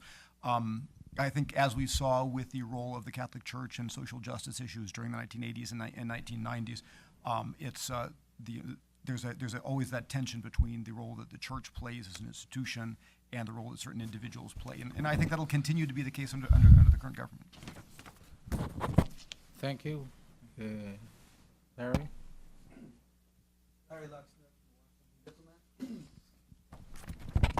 Thank you. Larry Luxner from the Washington Diplomat.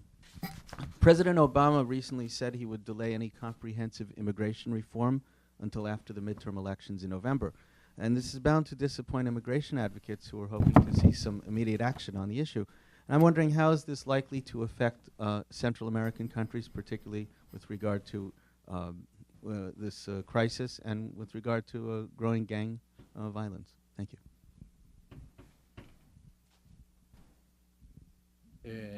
Selena? Well, there's actually been a huge debate as to both. It's a very unpopular decision. If you take a look at it. Particularly, it's been very politicized domestically. For those who don't follow U.S. politics, we're about less than 8 weeks from very important midterm elections. There's a very clear calculation. Actually, the reporters that from Politico have actually done the math, that the decision by the president to actually delay any decision on immigration reform till after the midterm elections is actually to buttress support for Democratic candidates who are in really close, tight races. In actually states where there are very few Latino voters, which is very interesting to take a look at it. All politics are local, but I think the bigger question for those who are expecting some sort of signal, and that's the real disappointment. What we've actually seen, and I think is very interesting, taking a look at Secretary Jay Johnson's speech earlier this week, was they were attributing the decrease, which is quite important. It's actually decreased quite significantly the last 3 months of the number of unaccompanied minors crossing the border. And a lot of it's been attributed to much stricter controls of the border, and also this question about how to inform and more importantly educate those who are sending their children northbound. This idea that it is actually false, that there's going to be an amnesty issued before the end of the Obama administration. And then more importantly, you saw this very visually with the first flights of the mothers and the unaccompanied minors who were actually sent to Honduras. And we've seen an interesting collaboration between the United States as well as the Northern Triangle governments trying to educate and raise awareness and more importantly dispel a lot of the rumors that the coyotes and the traffickers have been literally profiting from. As well as doing a lot more kind of intervention and trying to explain how they're taking money up front. By the way, if you don't know how the actual mechanics take place, so there's actually a fee that is when the child or the unaccompanied minor leaves the country, and then there's a fee that's actually paid when they arrive. And there's been a big crackdown on the financing piece, which is an area that I take a look at a lot, the laundering of the money. There's something called funnel accounts that are being used, and now they're being pretty vigilantly monitored, where you actually send the money. The family members who are, let's say, in Guatemala or here in Maryland, are actually sending money to the same accounts. And actually, what you've seen is a very interesting multi-pronged approach to try to really attack the business part of the smuggling that's been taking place. And I think the bigger question is, even after the election, people are actually wondering, what is President Obama's position going to be? And more importantly, it's actually just kicking the can down the road as to what the next steps are. As you know, immigration reform is extremely complex. Almost every politician does have an opinion on it, but sadly here, the polls reign, particularly because you're so close to these very tight midterm elections. And a lot of my friends who are part of the Latino vote and quite vocal advocates are very disappointed because of this idea. It's a crisis that's at our border that had, by the way, been the headlines of the news until the deterioration of the situation with ISIS in Iraq. It's almost like we don't even see the Central American migration crisis at all, except over the weekend when the president announced that he was going to postpone the decision. So I think it's a big debate that people have to have. And then more importantly, it's a really interesting time, given that you have this space to really think of much more constructive overall immigration reform that addresses both the pull of economic opportunities here, but also this question of violence. We talked about how it's really two-pronged, where you're leaving because of the violence, as well as a lack of opportunity, and you're coming towards because you have family members here, a community that can support you. And then just on that, because you were talking about the role of the Catholic Church, it's been actually underreported here in the United States. Catholic charities and the churches here throughout the United States have been very supportive of trying to relocate and support the unaccompanied minors. And I think it's a story that's really interesting to see the role of the church in the United States, of different faiths who've actually raised awareness. It's a security issue, but it's also humanitarian and a socioeconomic issue. These children are now starting school in very unknown surroundings, without the language capability, and then more importantly, the actual support, right? Going to school is a very big deal. It's all my friends in Facebook who have their children going to kindergarten for the first time are so proud, the two parents taking their child to school. These children who are coming unaccompanied are obviously not having the same experience. So I think it's an interesting question of how different parts of society need to get involved in what is an immigration debate, but in a constructive fashion. Excuse me. Hello. I'm sorry, somebody else? Yes. In Central America, we consider a resolution in the United States of the immigration issue a transcendental decision. The United States, on the other hand, cannot expect to solve the problem with piecemeal decisions. It has to be a long-term structural resolution that should involve a process of mutual learning, I will say, not only in the United States, but in Central America. Next year, there will be coming approximately over 80,000 children to the United States, in some cases as a result of violence in their country, but in other cases as a result of economic opportunity.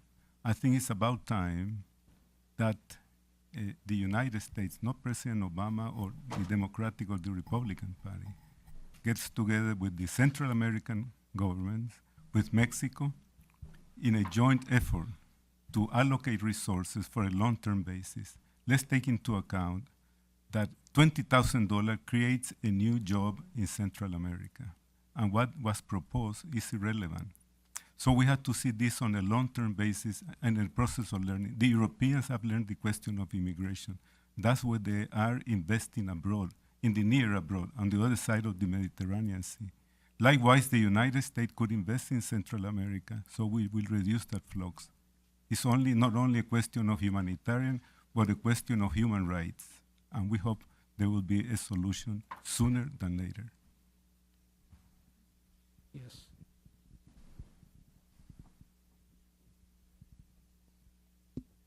Hi, my name is Contessa Bourbon from the New York Times and London Times.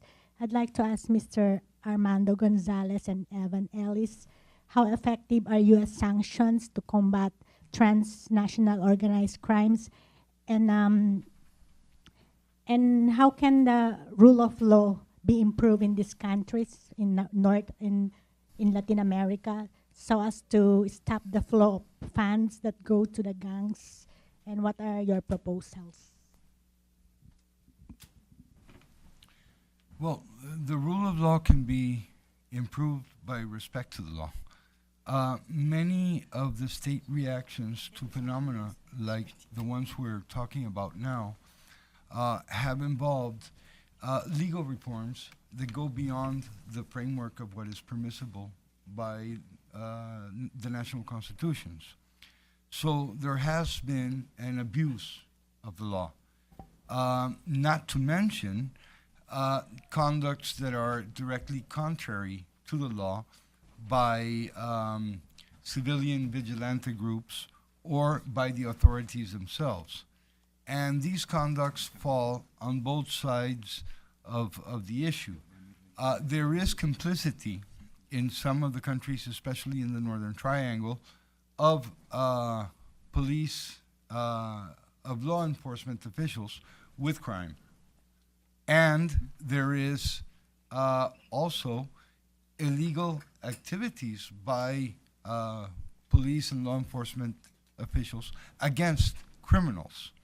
So what we have basically is weak institutions, a lack of respect for the law and constitutional frameworks of what can be done with the law to respond to these phenomena. And then we have bad behavior that falls on either side of the fence by law enforcement authorities. What can be done? Again,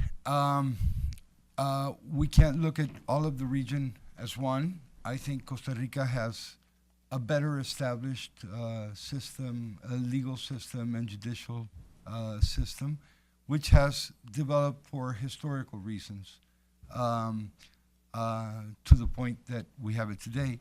Not to say there is no corruption in those institutions. We have it, but I would say it's the corruption that you would expect in those institutions in most countries.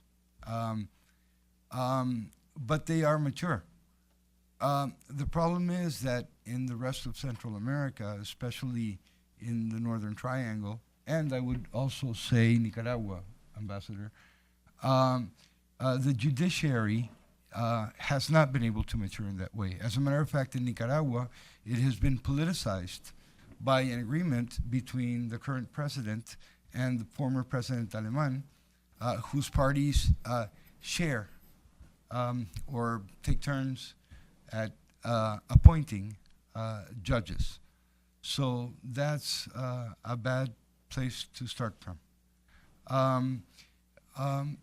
These institutions have to be strengthened, and I think that on that depends a good part of how we will fare in the future. Very good. One last, sorry? Just very quickly, and actually, I Okay. would also Sure. I'm invite, sorry. if there's time, my colleague Selena Aurelio to comment as well, because she actually has firsthand expert experience in applying these sanctions. But just a couple quick comments. First of all, the question, when we say sanctions, against whom are we talking? And there's a question of whether sanctions or the threat of sanctions have ever been tried. We can talk about states who have had very limited cooperation with the United States on issues, to some degree, Bolivia, certainly Venezuela, et cetera. You have cases in which there's hampering because the cooperation has been incomplete. You have other cases in which the cooperation is there, but as Armando points out, there are weaknesses in institutions. So you had a wonderful case a little under a year ago, in which there were financial sanctions against, I believe it was the Quechiros in Honduras, and when they went to sanction the accounts were all empty because somebody had tipped them off to empty out the accounts. And so you have issues like that. You also have issues of the new role of extra-regional actors, which the Ambassador Matamoros alluded to before. And so when you're saying, okay, well, we want you to open the books on your banking system, we want you to provide a transparency on issues of trade and reform. We want you to cooperate with port safety standards that we're trying to impose, especially in the Caribbean, but also Central America. And then you have countries like China coming in and saying, sure, we'll set up a $10 billion fund, no questions asked. And it has systematically undermined in the last 5 to 10 years the willingness of certain countries to cooperate in some of the places where it causes them the greatest discomfort with respect to the dirt of those institutions. I'll leave it at that, but if Selena wants to comment. I think you're probably referring to the MS-13 designation as a transnational criminal organization by the Treasury Department. It was actually an important first step. That's the application of this new strategy to combat transnational organized crime. MS-13, or the question of gangs, has always been regarded as a local law enforcement issue as opposed to a national security threat. The actual team that put together the sanctions list to designate MS-13, Mara Salvatrucha 13, as a transnational organized crime recognized that it threatens more than just the United States or El Salvador, and it puts it at the same level as groups such as the Mexican cartels, Hezbollah. Basically, the U.S. has different ways that we sanction and designate terrorist groups, drug kingpins, and now transnational criminal organizations. And that was a very important political and, more importantly, kind of signaling that these groups actually have tentacles far beyond kind of the local areas of influence that they had traditionally had. And then, more importantly, it also affords countries who are dealing with the threat of MS-13 to actually get access to much more assistance in terms of capacity building. So it plays a diplomatic and then, more importantly, a much more kind of technical role. And the way it works is that any accounts here in the United States that are found to be associated with members of MS-13 are then frozen, and if they're deemed legitimate in terms of, they can actually be taken and seized. And we're trying to actually replicate this sanctioning and the asset forfeiture in other countries. It's interesting because that's actually how you take the money away from the criminal groups and then actually can use it to help build capacity for the government. It's a very interesting way of taking the money away from these groups who are actually driven by profit and greed. One final question by this gentleman.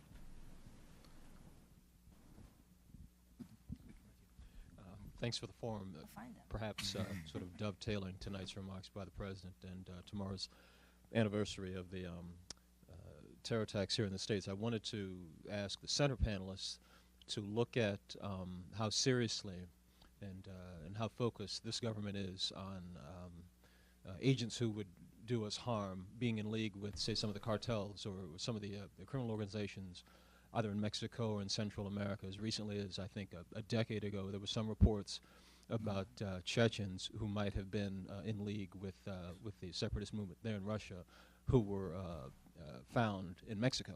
I don't know if they were in league with one of the cartels, but I mean, it's a matter of so much uranium in an empty mug that's more than enough to do damage to some of the major cities in this country, and even just lone wolves or actors with their own agenda. So could you sort of look at that piece in reference to some of the slides that you guys put up? And thanks again. Sure.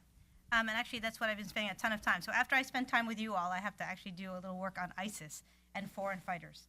So as you know, we've always been worried, and the establishment of the Department of Homeland Security 10 years ago was to think about keeping bad people and bad things out of the United States. And that's actually why we're looking at the border crisis as being really overwhelming, because we're dealing with literally tens of thousands of children while it's a diversion. And some people actually argue it might be actually a conspiracy by the drug cartels to give them the opportunity to have freedom of movement. At the same time, we're thinking about if you're just trying to figure out how to get to the United States, if you were a terrorist, you would actually hire one of these coyotes to help get you from point A to point B. There's actually been cases of Hezbollah operatives about 2 years ago in Mexico, in the Yucatan Peninsula, actually arrested. And we've actually seen elements of people who've been trying to cross the border.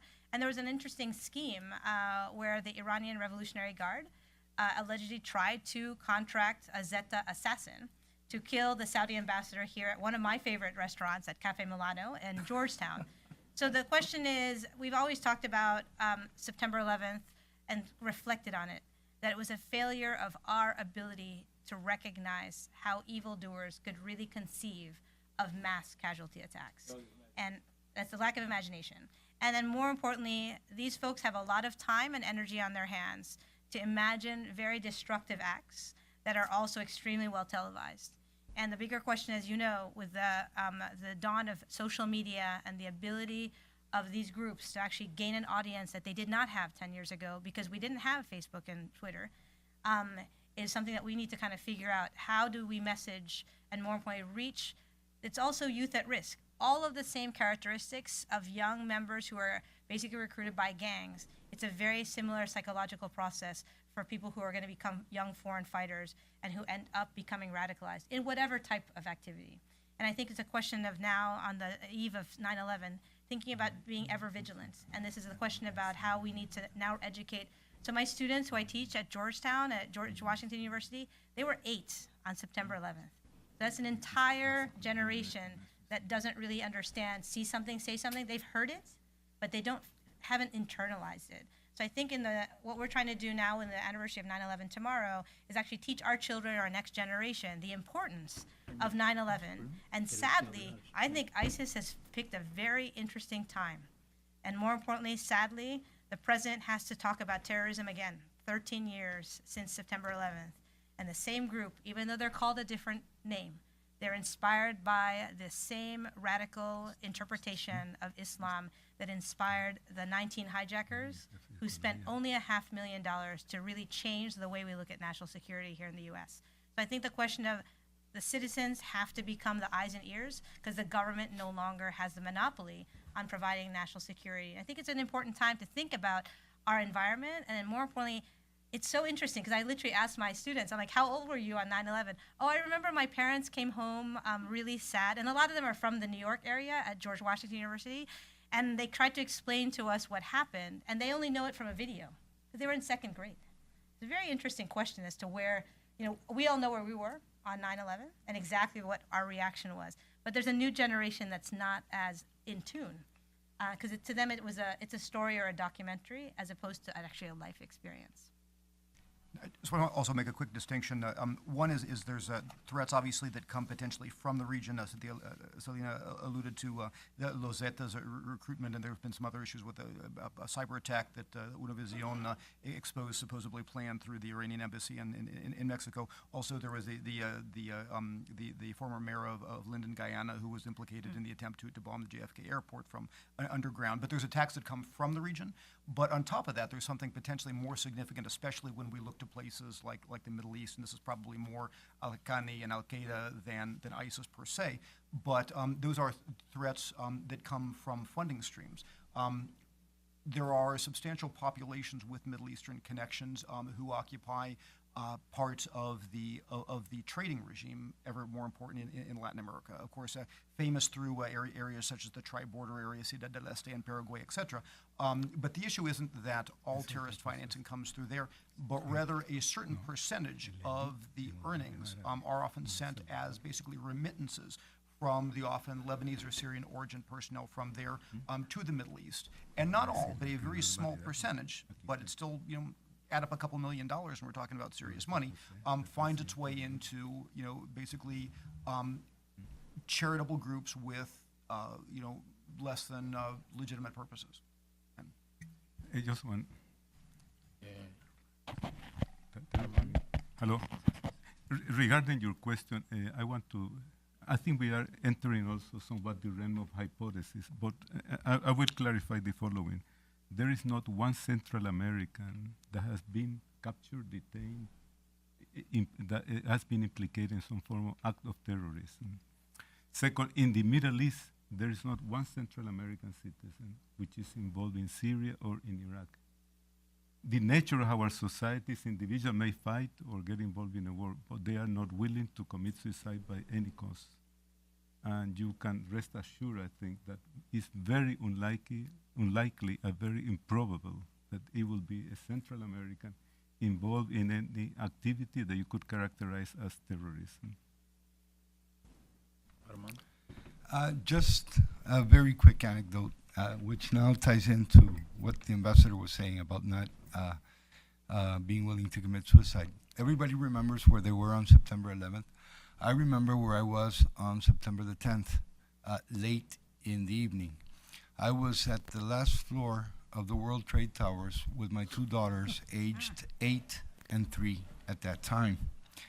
The next day,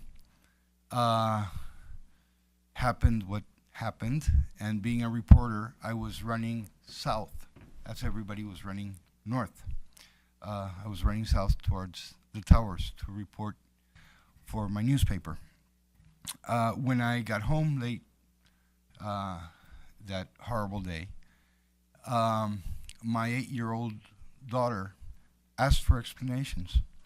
And among the many things I will never forget about September 11th is the question she asked. When I explained to her that these people had taken planes, hijacked them, and drove them into the towers, her child's imagination could not stretch as far as understanding that there were people willing to kill themselves to do these types of things. So what she asked was, "Dad, and how did they get off?" Thank you.